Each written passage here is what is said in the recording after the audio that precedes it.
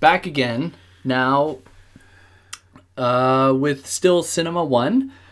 Gilles Deleuze's Cinema 1, the movement image. Now we're going to be starting from, I guess, Chapter 9, the action image, having covered a whole slew of other things. So obviously go check out the previous 2 episodes, because it'd be totally strange if you just jumped right into this one. No, and it'd be fine. Part 3. It'd be fine. This part's better. I love Part 3. It's the best part. I don't know. It might end up being the best part. Who knows? But thank God I'm here with Christina, because otherwise I'd be totally screwed. And yeah, Christina, who are you?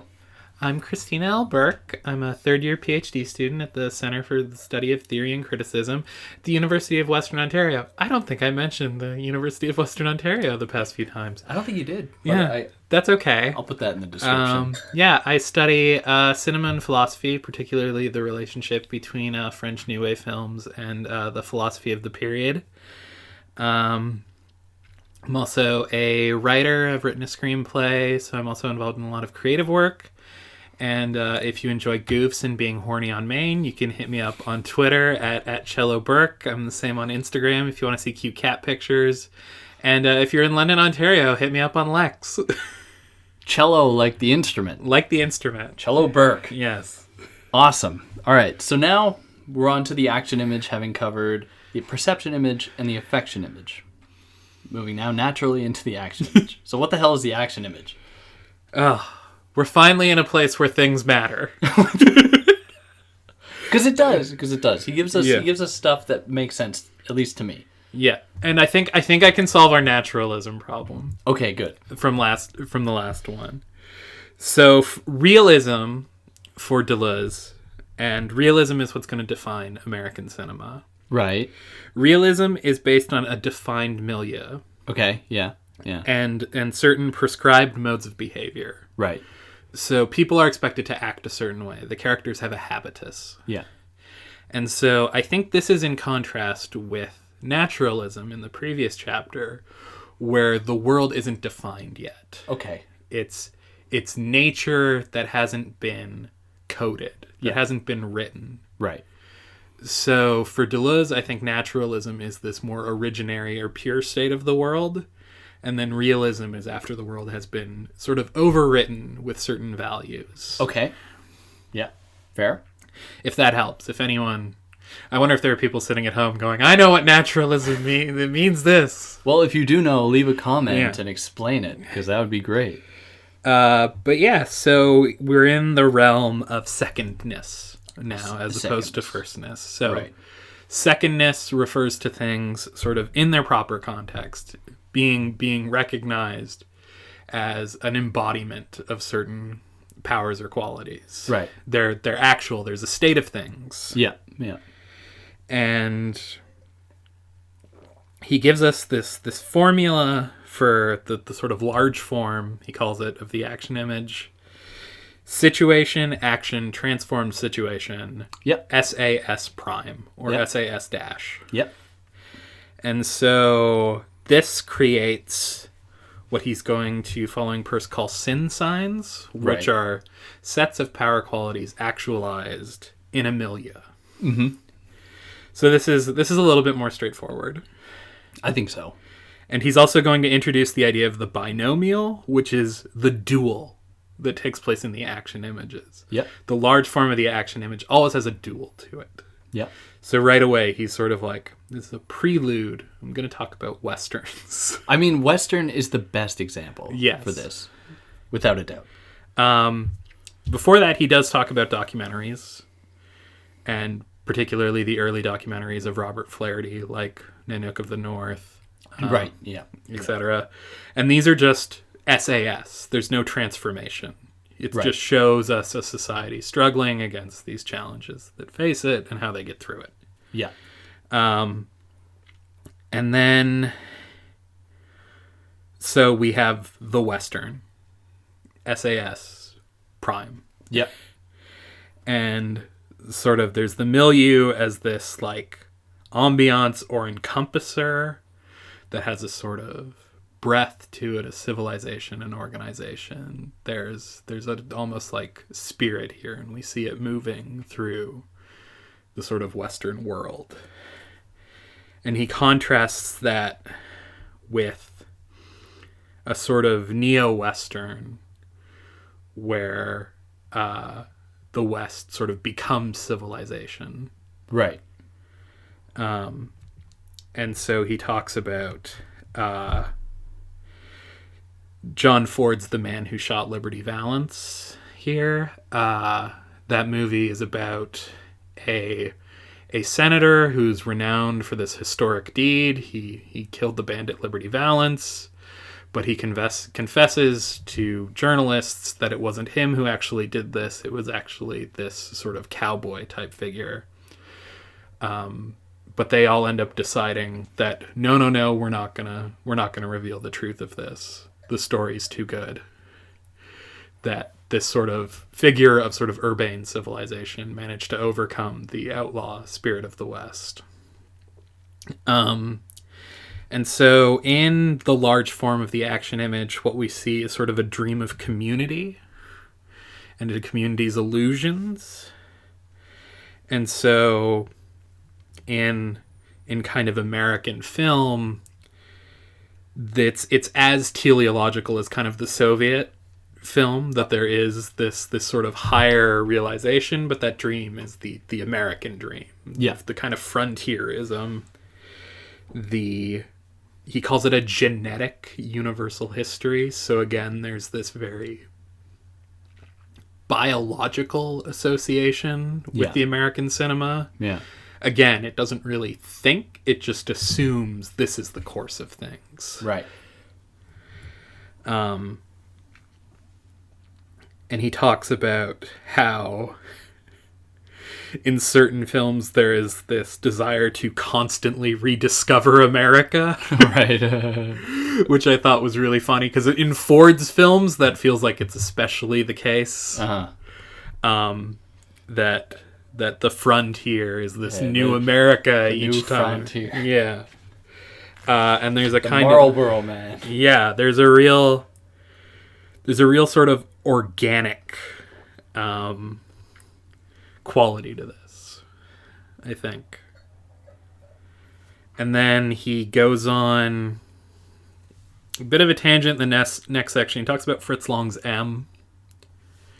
And he's trying to bring out the idea of the duel here, that M as a film is about a duel between the police and the gangsters to catch this criminal who's acting out of order. And so what we learn about the action image is that there's this gap that exists in it, but this gap is waiting to be filled. It's not just an emptiness.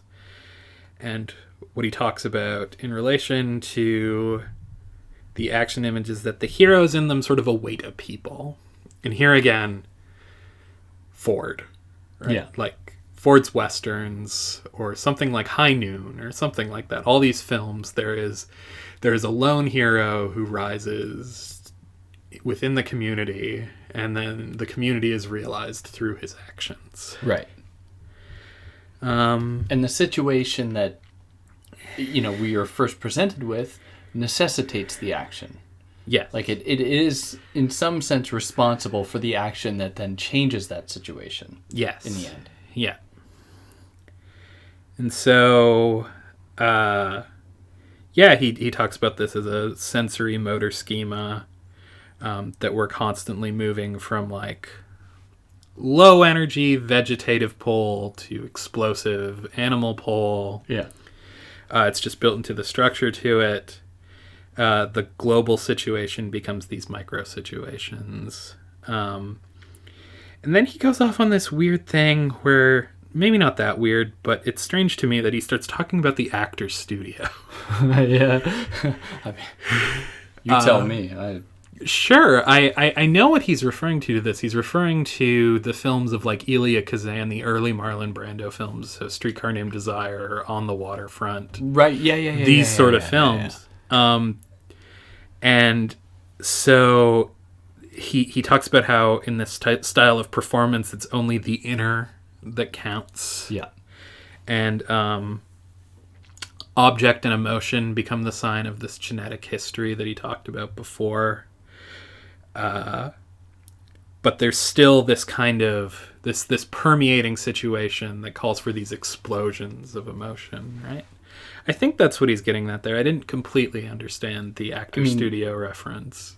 I think so. I think that's fair. And there's no... I couldn't give you any better answer. Yeah, it's a strange departure because I don't know anyone has viewed that way. I think most people would just talk about Elia Kazan, but he wants to bring in that style of performance and suggest a continuity between the more sort of deliberately performative acting of the 40s and then the method acting of the 50s. Sure. That there's still these large forms of the action image. And to a certain extent, I think that's true. Yeah. I think as Hollywood sort of collapsed in the 60s, it started to blur a bit more. And so then we get the small form of the action image. Yep. Or ASA prime. So as opposed to SAS, where situation, action, new situation, or SAS prime, new situation. Now we have ASA, action, situation, new action, or action prime. What the hell does that mean? For some reason, okay, tell me if I'm wrong. I couldn't get Blue Velvet out of my head when thinking about this. And the reason for that is because we have this character in this pretty bland world. The situation does not necessitate the action. That the action comes from without that white picket fence situation. The guy finds the thumb or the finger, the ear. Yeah, I'm thinking of Friends. I think with the thumb and the finds the ear. And for me, I was just thinking, oh, okay, we have this action that necessitates this person then moving into this situation that is this deep, dark underbelly of this world. And then I don't know what the new action is at the end. That's as far as I got. That's as far as I got. Well, it's the character gains a habitus, right? So he starts off very innocent.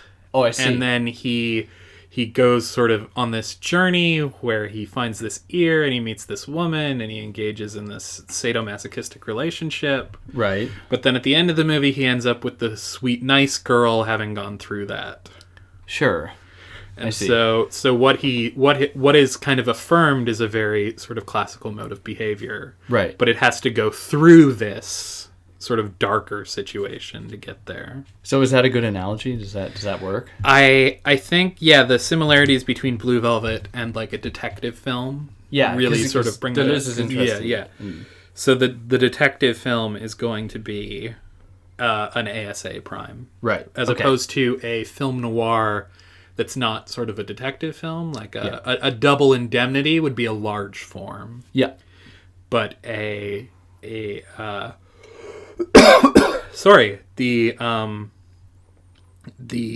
Howard Hawks noirs, like The Big Sleep, are going to be small form because they're detective stories. Right. Or at least that's how I read it. I think that's right. So, he also talks about the costume film versus the historical film. And then the burlesque eventually. Yeah. The costume film I think is really interesting in terms of my own stuff is because reading these two sections, I was like, okay, which one is Little Women? Okay. Is Little Women the large form or the small form? And I think it's the small form. I think it's more of a costume film than a historical film in Deleuze's sort of categories. If we're going to talk about it as a movement image. Yeah. But that was just something I was thinking about. That's interesting. I don't know. I won't solve this problem for you. No, I'm gonna need to work on this more. I'll take your word for it. It is a small form. In the section of my dissertation, Greta Gerwig's movement image, I will answer that question. Mm-hmm. Then the section Greta Gerwig's time image. Well, we'll see. Yeah. So from here he goes to Hawks, and he talks about this as a kind of skeleton space. So what are some of Hawks's films again? Rio Bravo with John Wayne, and sort of it's about John Wayne gathering together a group of people to resist a bunch of bandits who are attacking the town. Right, very American. Yes. I like it. Well, actually, no, I hate it, but I get it. I think Rio Bravo is a tremendous film. Is it? Yes. But these are Hawks' films. Is something happens, and then a situation emerges, and then they necessitate sort of a response to that situation. Right. So the action that begins Gentlemen Prefer Blondes is Marilyn Monroe and Jane Russell are looking for a husband. Situation, action, marriage. Right. And there's comedy along the way. It's a comedic film. Right, yeah. And so that's what I was kind of thinking of, but he talks about small form westerns here. The most famous example he uses is The Wild Bunch, which again, these are bandits at the end of the West. They don't have a lot going for them. They're the ones acting. They're not responding to a situation. Yeah.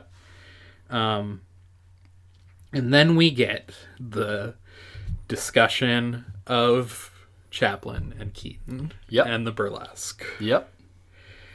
And so he talks about the laughter emotion circuit. Yeah. I know nothing about it. Yeah. I'm familiar. And he makes reference to the Chaplin film City Lights. Mm-hmm. And I love that movie. City Lights is real good. Yeah, it's fantastic. Yeah. For those that haven't seen it, City Lights will make you cry. Like if you think it'll make you laugh a lot, and then you will cry. It's something, that City Lights. Yeah. But yes, sorry, the laughter. Emotion. Yeah. So he comes up with this theory of comedy of the laughter emotion circuit, and for Chaplin, he's really interested in particularly the later Chaplin films when talking comes into them, and he talks about this idea of discourse. Yeah. And sort of in Chaplin, there's like this, The Dictator and there's the other one. Monsieur Verdoux is the one he brings up, and how the sort of the tramp character doesn't function in these films anymore, and Chaplin has to become something else. Right. But and he also talks about how Chaplin has a kind of play with machines, and that the characters engage with machines, and the machine creates a problem, and then they have to resolve it. So the famous scene in Modern Times where Chaplin gets eaten by the machine. After he's working on he's working on the assembly line, and he can't keep up with it, and he's got to follow it along to get. Yeah. And so this is opposed to Keaton, where Keaton gives a kind of burlesque to the large form. And the general is the most obvious one here. We're in the Civil War. There's this mission that needs to be done. So Keaton undertakes it, but of course it's completely farcical. He's rather inept, but in the end he ends up doing the right thing. He destroys the bridge to prevent the train supply from working.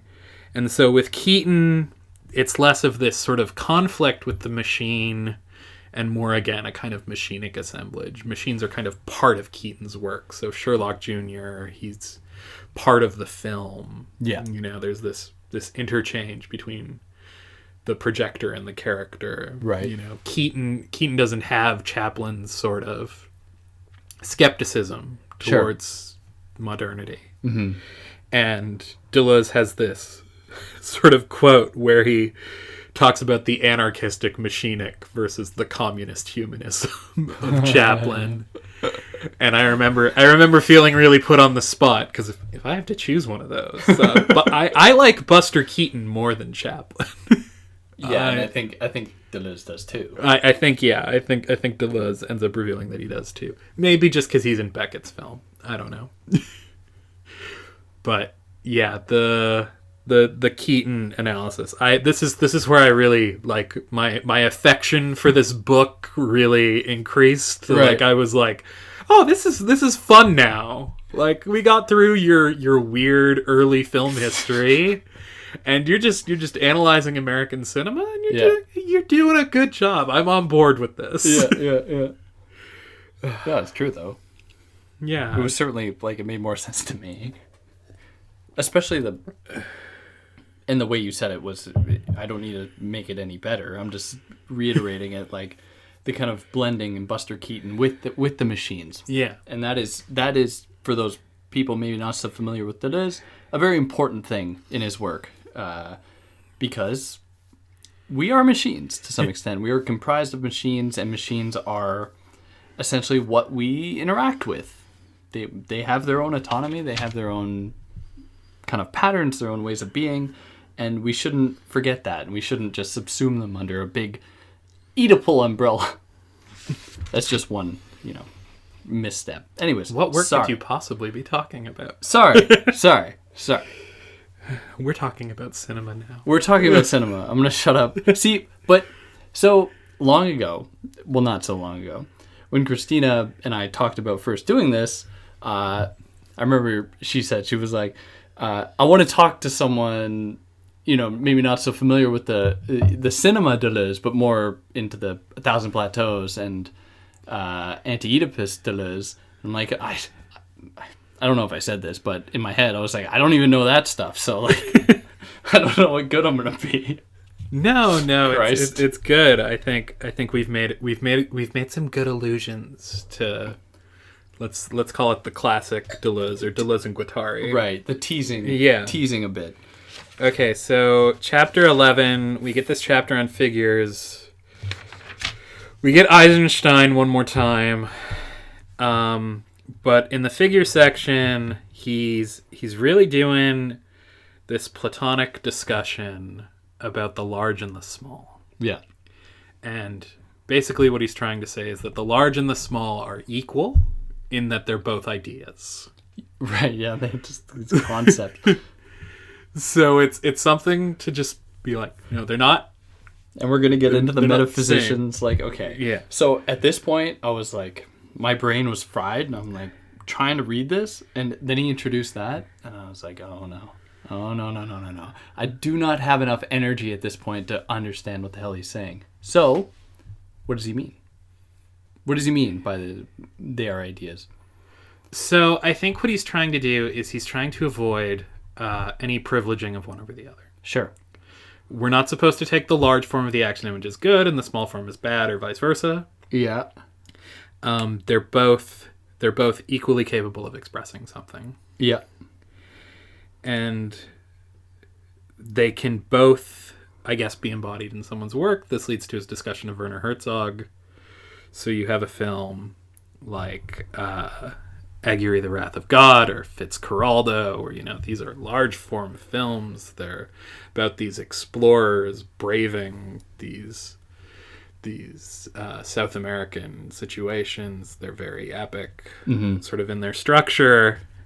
They have this sublime quality, but Herzog also makes films about really small things.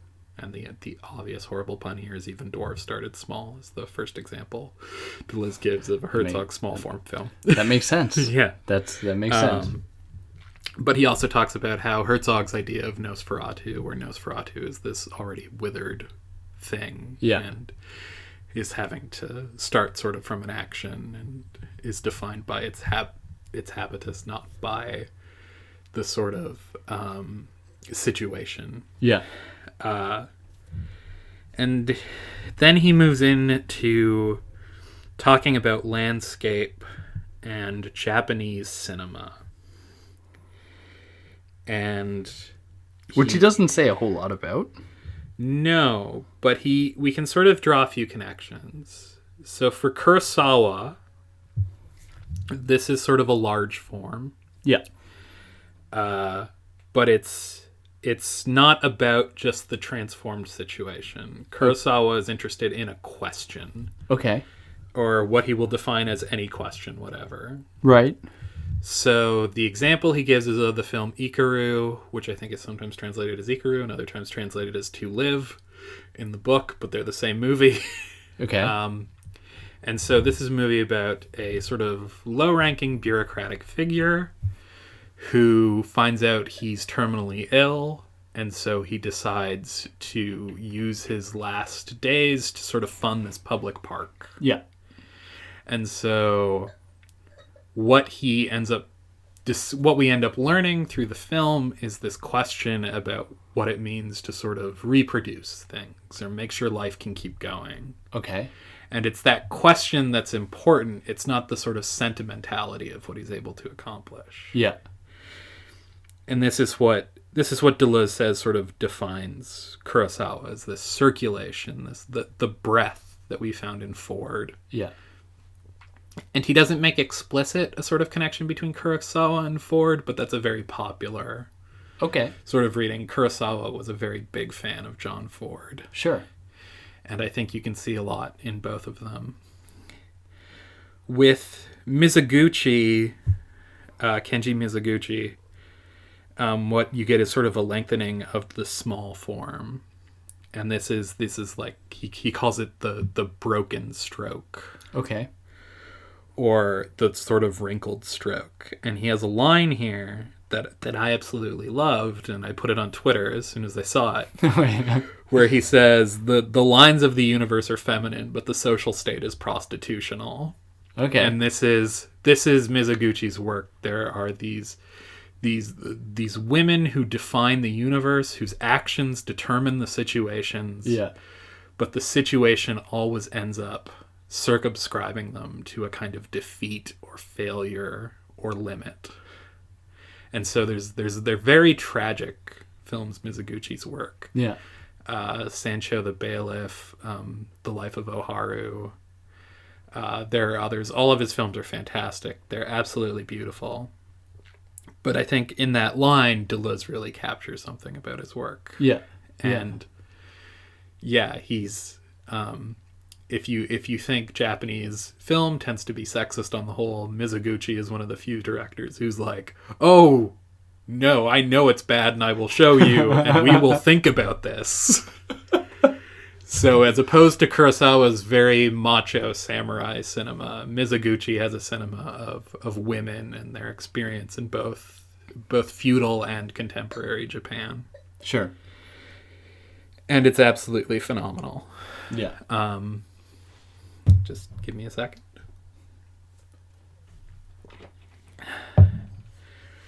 So moving on from there, we get to chapter 12. Here we go. Crisis of the action image. What was wrong with the action image? Oh. What happens to the action image, Christina? Tell me. Well, first, are you ready for one of Deleuze's favorite late book twists? Always. Thirdness. Yeah. Oh, hey. Every chapter of this book is divided into thirds. Oh, shit. Yeah, there's always 3 sections. Yeah. 3 sub-chapters. Yes, because you need thirdness to represent mental relations or thought. What a Hegelian. I think he's got to dial this back a little bit. But it's not synthetic. Sure. It's not synthetic. Yeah. A triad is not there's no negation. You're right. Thirdness does not negate right. secondness. Secondness does not negate firstness. Yep. So we're stuck with this thirdness, this kind of love triangle. Yes. At the heart of this book. And it will be in the second one too. Each section is in 3 parts. You should have waited for that punchline after I'd read that one. And it would have really blown me away. But yeah, that's one of my things where I'm just like, oh, you jerk, you. And this and the Marx Brothers embody this thirdness, this 1, 2, and 3-ness. Yes, it all comes down to the Marx Brothers. It really does. Marx Brothers and Hitchcock. Yeah, Marx Brothers and Hitchcock. The 2 poles of thirdness. Yeah. So. The Marx Brothers, you have I think it's Harpo who's firstness. Yep. Chico who's second, and then Groucho is third. Yep. He's the sort of interpretant.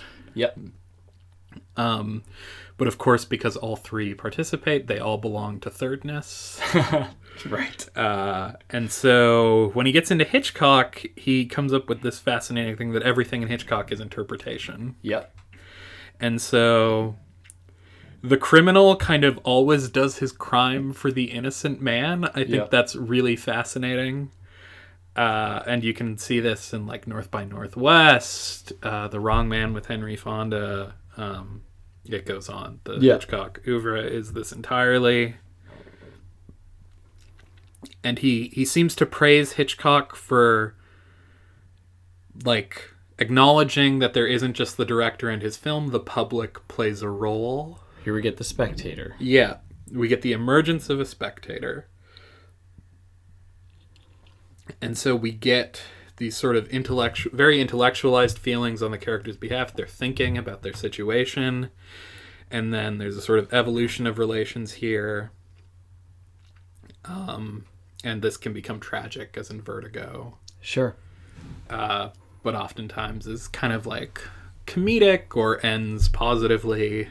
Or you get something like The Birds, which ends in this weird sort of balance between nature and people. And he talks about how in Hitchcock characters become assimilated to spectators. They are watching themselves. Rear Window is the most famous example I can think of here. And this is going to create a rupture in the sensory motor. Right. That was so important before. But Hitchcock isn't going to take us there. Hitchcock is fine with mental relations, but he's not going to make them self-reflexive. Mm-hmm. They're not going to begin to wonder about their situation. So this is the crisis of the action image. It's put to its limit in Hitchcock. The action image is a kind of spectator figure thinking about their situation. Yeah. Or in the Marx Brothers. Yeah, the Marx Brothers resolved it. Yeah. And so in the second section, he's going to kind of finish up with American cinema. Yeah. And so he talks about the kind of fundamental Bergsonism of cinema, the sort of open totality and event in the course of happening. Right. An Italian neorealism. Yes, we'll get to that. We're going to close with that. Ish. That and the French New Wave.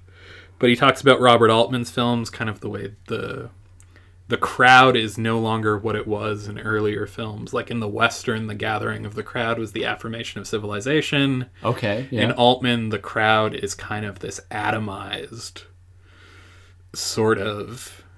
We could almost like jokingly call it any group whatever, where it's just like it forms and then it disperses and it's made up of singularities. Yeah. And you can follow any of these singularities. And Altman's Nashville is a perfect illustration of this. Like that's what the film is Altman tracks 26 different singularities in this environment. And the situation itself sort of becomes elliptical. This is Taxi Driver. Is the example he gives here, so that the character doesn't really have a purpose. He sort of is torn between suicide or this political assassination, and then he ends up sort of just he ends up in this violent conflict with this pimp, and he becomes a hero, but he wasn't trying to be a hero. Yeah. There's this kind of dark irony to it. And so we see how the stroll is taking the place of the journey. Okay. It's wandering, not traveling with a destination. Right. And the thing that's changed in the later American cinema is that all these ideas seem to be based on or upheld by cliches. Yeah. Yeah. And this is really troubling for Deleuze, that the problem with the post-war cinema is going to be this endless production of cliches. Yeah. And for him, American cinema is only able to get out of these cliches negatively. Yeah. So through like parody or through a kind of like irony of Taxi Driver. Mm-hmm. It's never going to think right. these cliches the way European cinema is going to. Right. Or it's never going to resist Yeah. the way European cinema is going to. So he's going to kind of leave American cinema behind here, with one sort of notable exception and a name he hasn't said so far in this book. Orson Welles is going to be really big in the time image, and a few classical directors will get us to Welles. Oh, really? All right. But yeah, so I think my response to this would be that he's somewhat right about 70s American cinema. Being cliched or Being comprised of only to cliches. negatively extricate itself Sure. from cliches. And that Yeah. I do think he has a point that the new Hollywood is this reaction to classical Hollywood, and it takes so much of that imagery onto itself and can't get out of it. Yeah. That cinema's past, its like birth moment, kind of haunts it perpetually, and that it's still dealing with the same ideas. Yeah. What I would say is that in the late 80s, so 4 years after he wrote The Time Image, with the release of Steven Soderbergh's Sex, Lies, and Videotape, and the American independent film movement, is that we do get something like an American Time Image. Oh, okay. And I would point to directors like Soderbergh, like Tarantino, like eventually Wes Anderson, and stuff like that, who do things that aren't just the negative sort of dispersal of cliches. Like parody or... Sure. That they actually do sort of get to something European with a heavily European influence. Right, of course. Or a heavy Japanese influence or whatever. Right. There is eventually an American cinema that I think does But what about Jim Jarmusch? Perfect example. Yes, absolutely. Jarmusch is part of that generation of American filmmakers. That's sort of the next generation who would finally sort of rid themselves of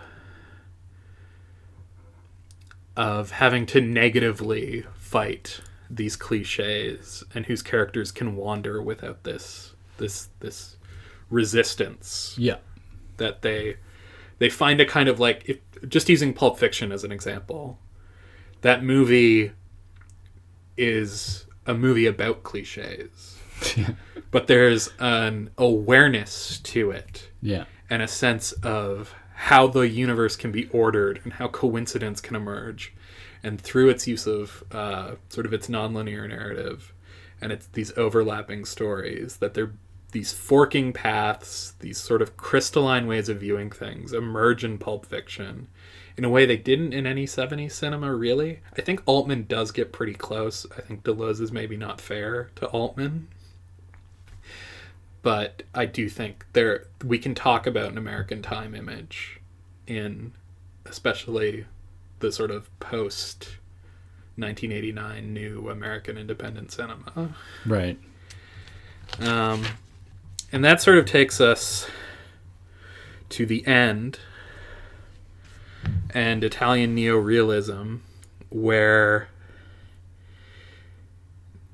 in the ruins of Italy after the Second World War, you get this society that is neither fully the enemy, though neither can it claim victory either.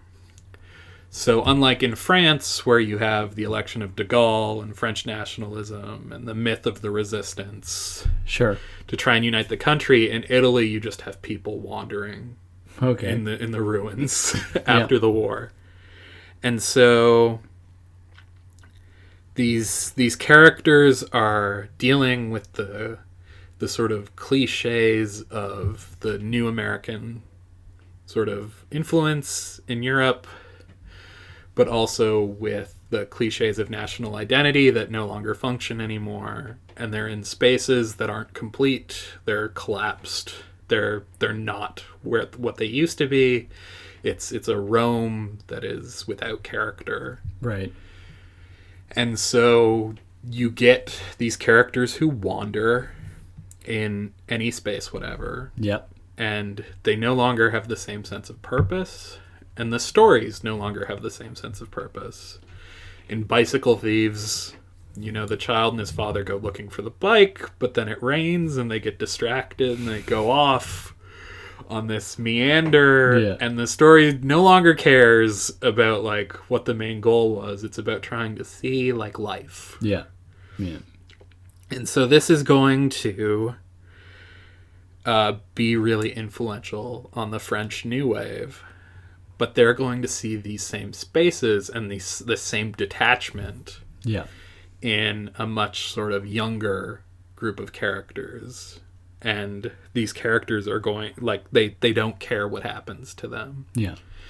And you can see this in, like, Godard's work especially, but Truffaut's early films as well. They have experiences, things happen to them, and they observe it. They watch the world happen. Yeah. And so this creates... They're kind of doing false movements. They're not following the roles that are prescribed to them. And... what Deleuze sees here is he talks about a sort of worldwide conspiracy of cliches. That there is this grand sort of conspiracy to distribute roles and have people occupy them. Right. And what this European cinema does is introduces a character, the French New Wave in particular, who doesn't take these roles, who doesn't accept these roles, and who's able to comment on them and exist not necessarily outside them, but with a certain degree of indifference to them. Yeah. And so this starts to resemble a sort of self-reflexive thinking. Okay. The image is considering itself as cliche and resisting it and thinking against it. Yeah. But this is no longer movement. Right. We're no longer... The camera is no longer part of matter seeping into every aspect of life. It is observing someone in thought. It is trying to get at something that isn't in the frame. Yeah. That isn't... There's no way to look with the camera at what we're seeing. We might hear something, but what we're hearing isn't even necessarily predicated on what we're seeing. So we then must recognize that we are looking at the time image? Yes. And we need a whole new frame to understand this? Yes, so we're beyond movement. And so what Cinema 2 is going to do is be like, here's how you resist a worldwide conspiracy of cliches with film. Right. So I'm going to now go on a crazy thing. I'm excited. I assume you and most of your listeners are not familiar with the films of Jacques Rivette. He was a member of the French New Wave. He was a little bit older, and it took him a while to get started into filmmaking, but he's famous for making very long films. Okay. Usually centered around some kind of localized conspiracy. Okay. So his most famous film, that's a lot easier to watch now than it used to be, is called Out One. It's a 12-hour film about two rival theater groups and a conspiracy they may or may not have formed during May 68. Okay. And it's just this amazing thing. That's not a good description of anything. It has these moments where you're just watching theater performers improvise, but it also has these moments where you're watching these characters try and investigate this conspiracy. Right. There's all this internal tension and history between them. There's the characters are interpreting what's going on.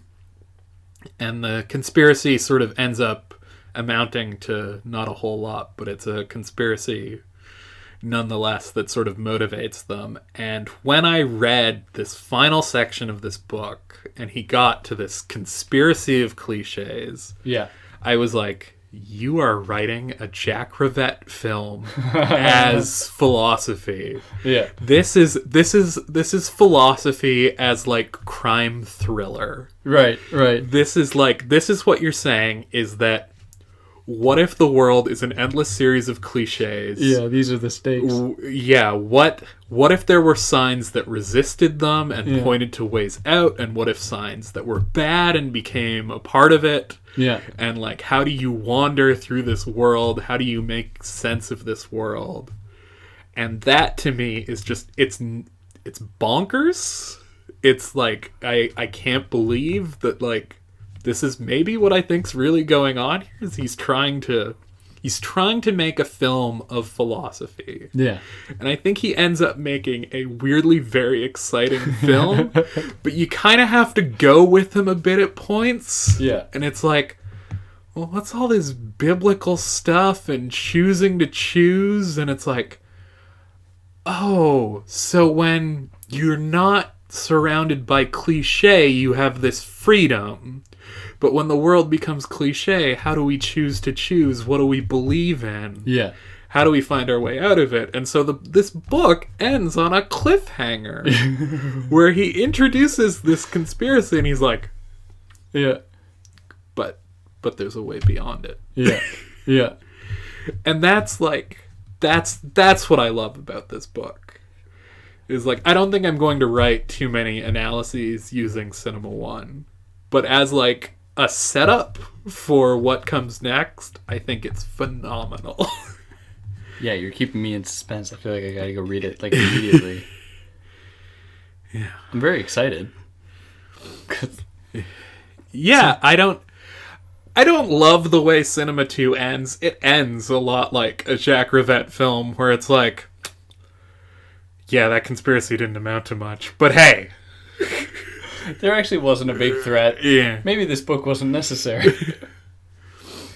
Well, yeah, I think there's different readings of it. We can talk about it when we get there. Yeah. But Cinema 1 anyway, in the books. Yeah. I guess. I went through a journey reading this because I remember trying to read Cinema 1 before and I got to those affect chapters and I was just like, I don't know.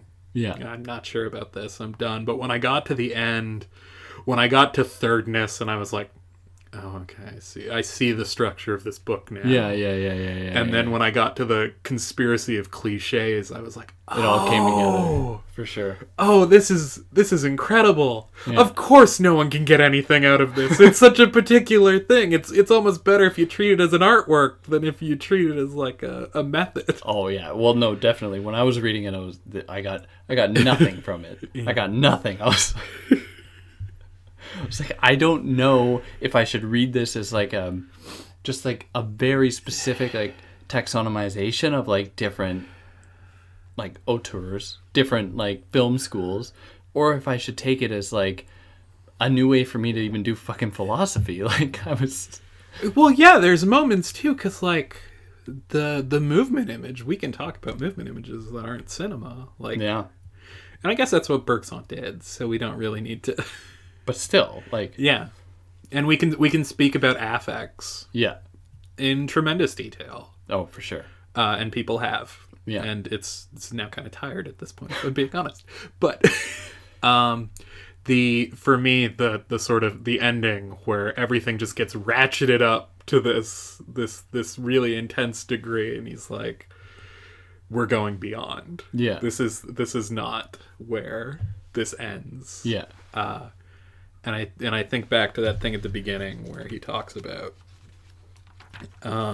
the essence of a thing never appears at the outset, but in the middle of its development. Right. And it's like, okay, yeah, end of Cinema 1, you introduce the real stakes of what's going on here and what you want to do. And it's like, all right, yes, I got it. And it's very clear right from the get-go that it wasn't just going to be the movement image. Like, he was very clear. Like, this is the first part. So there could have been some kind of meta quality to that quote. Like, oh, I think there very definitely was. It's pretty exciting. Yeah, I think the way this ends, I will treasure, and I'm gonna go watch some Jack Rivette films. I got 4 hours to kill, or God, how long his movies are. I don't know. I could watch one of them, probably. Oh my god. You got anything else? Yeah, that's everything for now. I can just plug my stuff again. Yeah, for sure. Twitter account, Cello Burke. Instagram, Cello Burke. Find me on Lex if you're in London, Ontario. If you're coming to the Film Studies Association of Canada conference, I will be the student liaison for that. So that should be a lot of fun. I'll take everyone to Milos or something. We'll have a good time. I'll sneak my way into there. Yeah. Okay. And yeah, hopefully we talk about cinema too, because I would like to. I also find it a little bit more useful than I find this book, but I'm curious to now read it as the solution to a grand conspiracy. I'm happy that you made me privy to that, because reading this I didn't get it in that way, but now I think I'm gonna have a different, or then if I just read the time image, now I'm gonna have a better kind of ground to go into that. Yeah. And yeah, all right, great. So if you made it this far, I applaud you. We applaud you. It was great. I guess tune in. Thank you for listening. Yeah, really. Thank you for listening. And if you have any comments, you know how to leave them. Then yeah. All right. We'll see you next time. Take care.